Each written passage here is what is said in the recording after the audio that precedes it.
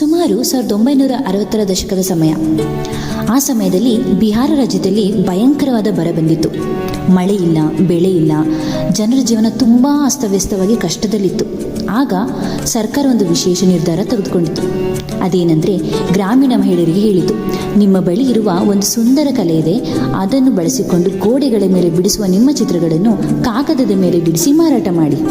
ಆಗ ಮಹಿಳೆಯರು ಹುಮ್ಮಸ್ಸಿನಿಂದ ತಮ್ಮ ಸಂಪ್ರದಾಯದ ಚಿತ್ರಕಲೆಯನ್ನು ಕೈಗೆತ್ತಿಕೊಂಡ್ರು. ದೇವರುಗಳು, ಪ್ರಕೃತಿ, ಹೂವುಗಳು, ಮೀನುಗಳು ಎಲ್ಲವನ್ನೂ ಬಣ್ಣಗಳಲ್ಲಿ ಜೀವಂತ ಮಾಡಿದರು. ಅವರು ತಿಳಿಯದೇ ಇದ್ದರೂ ಅವರು ಅವತ್ತು ಸೃಷ್ಟಿಸಿದ್ದು ಒಂದು ಇತಿಹಾಸವಾಗಿತ್ತು. ಅದೇ ಆಗಿ ಇಂದು ವಿಶ್ವದಾದ್ಯಂತ ಪ್ರಸಿದ್ಧಿಯಾದ ಕಲೆ ಮಧುಬನಿ ಕಲೆ.